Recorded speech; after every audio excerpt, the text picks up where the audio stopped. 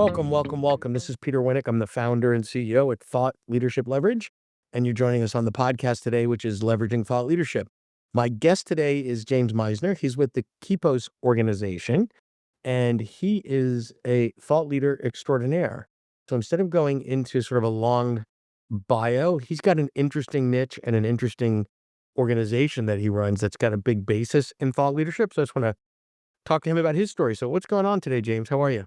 Awesome. Thanks for having me on, Peter. This is great to be here with you. And what's going on? I don't know. A lot's happening in the world right now. Yeah, a little bit. A A little. little bit. Give me the story, if you would, of what it is you do, and then the importance and the role of thought leadership to get the word out, to get the message out Yeah. that you want to serve. Yeah. So we serve exclusively nonprofits. Okay. And we serve small and mid-sized nonprofits. I've been in the nonprofit space, 25 years. And when I chose to leave my 9 to 5 and start the company, there was an idea that generated it. And that idea was that in the nonprofit space, bigger wasn't always better. It just meant that you were better funded. And over my 25 years have found that there are really innovative small and mid-sized organizations that are doing astounding, like world-changing work. And the only reason you and I don't know about them is because they don't know how to fundraise and they've not been able to scale. So we scour the nonprofit space to find those really innovative, successful, high impact, small and mid-sized organizations and then teach them how to fundraise so they can, create beautiful stuff in this really broken world you're living. In the nonprofit world, and people sometimes don't really understand that all a nonprofit is at the end of the day is a tax status, right? Correct. That's all it is. Right now, most of us think of a nonprofit, and I think rightfully so, as they're mission driven. They're teaching literacy, feeding the poor, doing all these amazing and wonderful things. And there's so many founders that come up with some amazing, amazing missions and want to really, really do great stuff. And sort of the parallel that I use in the business world, in the world of thought leadership, they might stink at marketing and sales, which in the nonprofit world is fundraising, right? No money, no, Right. like, if you're not getting the money in the door, you can't do the thing that you want to be doing. And it's a critical piece that you talk about. Yeah, like the big AARPs of the world and the American Red Cross, they've probably cracked the code on that, right? They've cracked the code on it. Hospitals have cracked the code, higher ed has cracked the code, but your food pantries, your health centers, your rural Africa XYZ fill in the blank, they haven't cracked the code on it yet. And that's what we're here to help them do and help them think differently about it. So from a thought leadership standpoint, if I were to market a new product or service, one of the strong pieces that you think about is how much value I'm giving for the dollar. How much better am I than the competition? Why am I faster, better, cheaper, quicker? That doesn't totally play in the world of nonprofit, right? So what's the parallel there? What's the thought leadership that if I were the founder of a cool, smallish nonprofit that I need to be thinking about?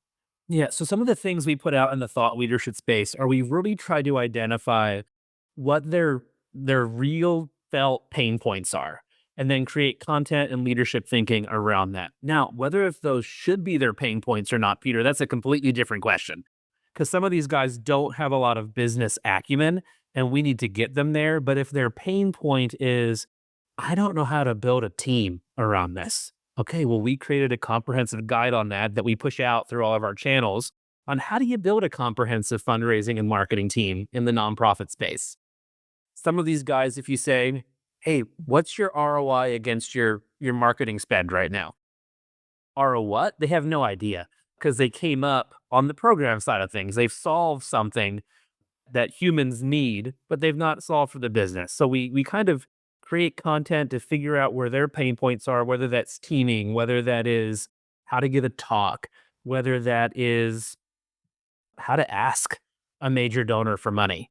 And we create content for that. And then when they start talking to us, we ask some questions that then hopefully in their mind create some more pain points of some of the things they need to be doing.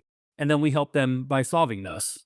Right. And your business model is really a teach them to fish model, right? Teach them to fish. We don't do it for them. We teach them how to do it so they don't need us forever and ever. Right. So you've got to help them develop those capabilities at the team level, at the organizational level, et cetera. So let's roll that backwards. What are the pain points you're looking for? Because I understand, I get the market that you're serving. That's clearly and nicely articulated. At what point do they raise their hand and go, "Oh, James, we need to talk"? Yeah. So right now, this is actually quite easy for us. So 60% of nonprofit funding comes from the federal government. Okay. So I don't want to get political on your podcast, Peter, but Yeah. a lot of that money disappeared the past few months. So right now, the pain point is we don't know if we're going to make it to the end of 2025.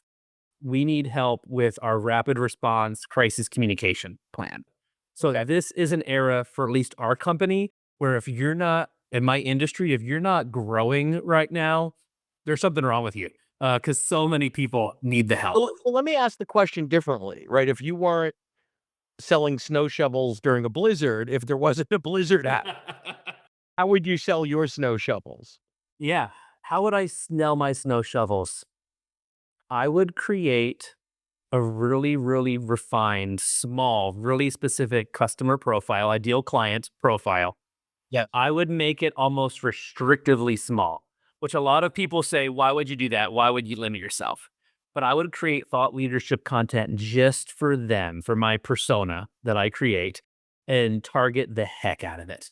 Okay. Everything to I them. love that answer because oftentimes the answer we get from all sorts of thought leaders is go big or go home. And the reality is there might be 30 people, I'm just making up a number, 30 people in the world that if you really resonated with them vis-a-vis the thought leadership, could be a game changer for your business. So before you worry about 30 million, Yeah, that's right. 100 million or 3 billion or whatever, 3,000, can you identify 30 people, 50 people, a relatively small number of folks that could have impact, could have leverage, could change the game for you? And I love that way of thinking because it forces you to get really, really specific about why they won't say yes or why they might not be interested or Mhm.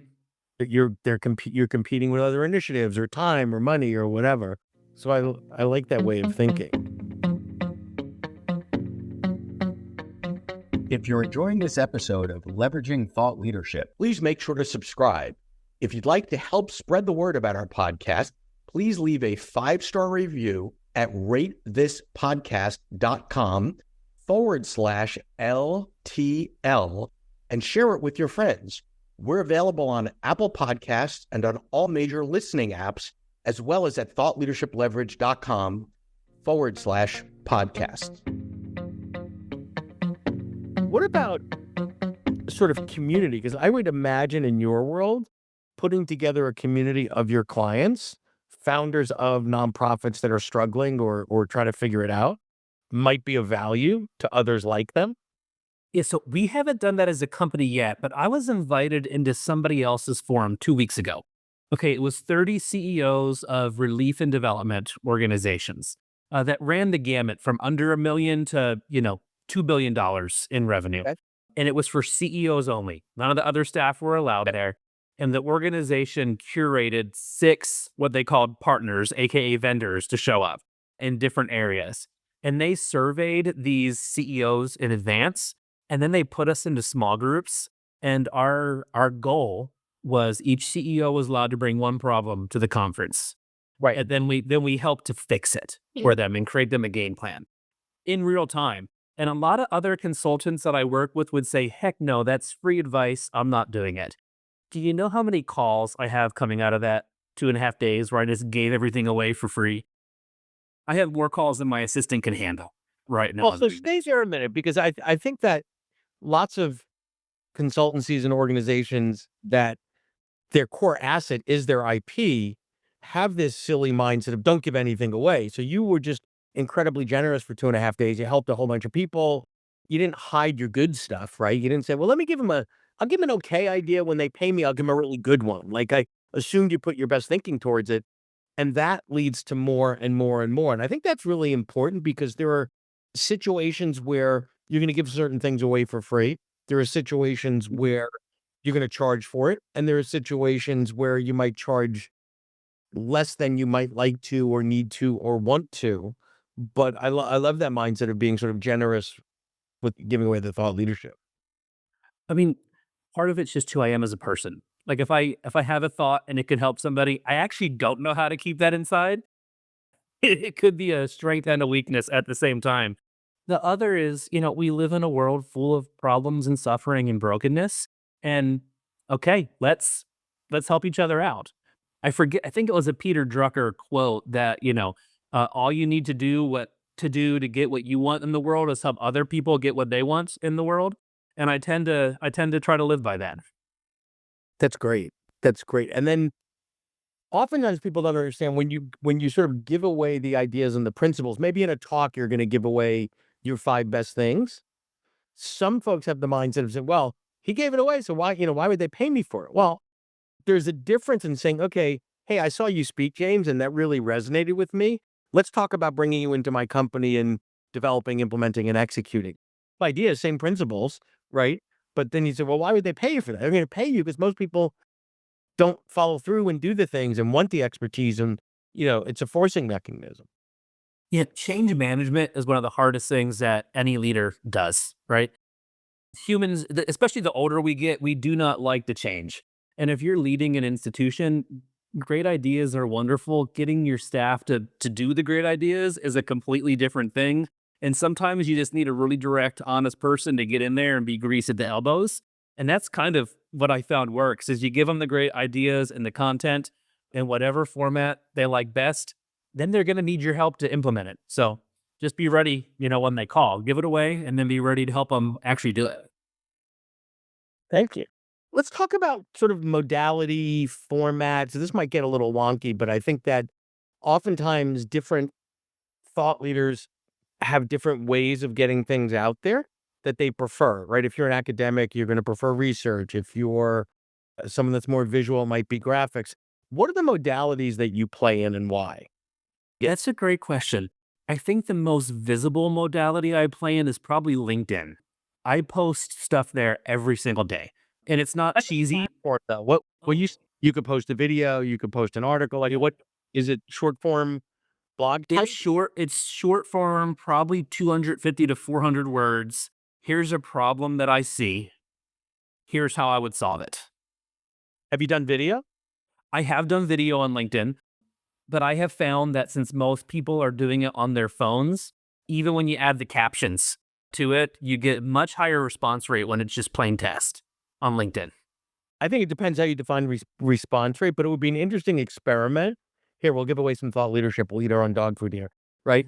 If you were to go through your posts and say, here's the 5 most popular, the ones that have resonated the most with people, and repurpose them, same exact stuff into video and repost them and see if it gets a similar response, different people, different ways. Don't do it the day after, but my point is, the ideas that resonated in a format, put that in another format to sort of A/B test it couple weeks, couple months apart, and I'd love to hear the outcome of that. No, the outcome that did nothing, Peter, stupid idea. Okay. But it would be I think it's an interesting A/B test. I'm always a fan for experimentation. So we already know what our best performing posts were in Yeah, 2024. It's not going to cost me anything to make 3 or 4 videos that are 2 minutes long. So, hey, I'll do it. I'll let you know how it goes. great. So, well, actually, as we start to wrap up, what would you suggest to someone that's where you were 2, 3 years ago, earlier in the journey?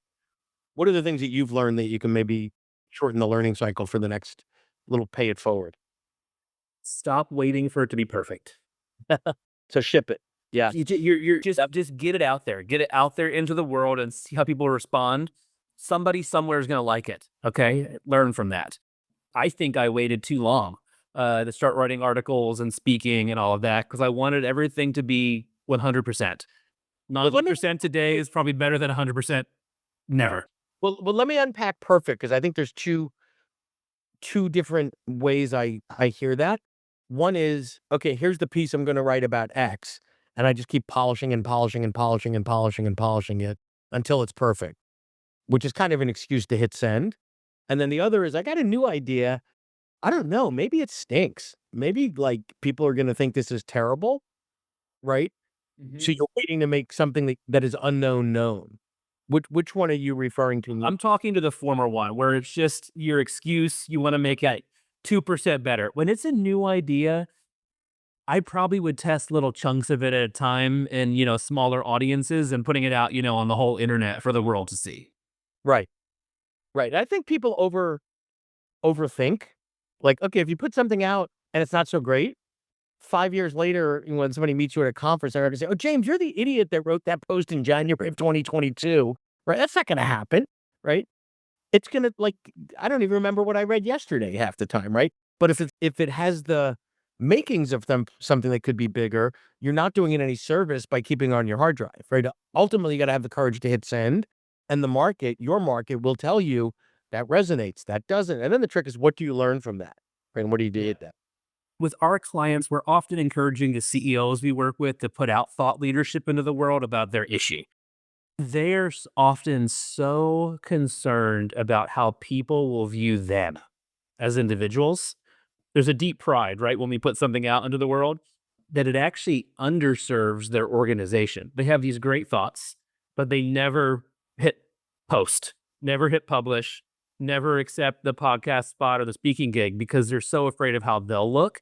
And we work with them a lot on that to get rid of that fear and anxiety around self-perception. Yeah, I mean, I think the one way to help them get over that potentially is to say, well, if your mission in this world is to shepherd these ideas out to help the people you're trying to help, get over yourself, right? Like Yeah. that's part of your purpose for being here is to get that stuff out there. And yeah, occasionally you put something out that you're not thrilled with, not proud of, isn't your best work, whatever. Who cares? We all do it, right? Like not everybody's every day of work is not your best day of work. Well, this has been a lot of fun, James. I really appreciate it. And I want to thank you for sharing your journey and your story with us. Welcome. Thanks so much, Peter. To learn more about Thought Leadership Leverage, please visit our website at thoughtleadershipleverage.com. To reach me directly, feel free to email me at peter@thoughtleadershipleverage.com. And please subscribe to Leveraging Thought Leadership on iTunes or your favorite podcast app to get your weekly episode automatically.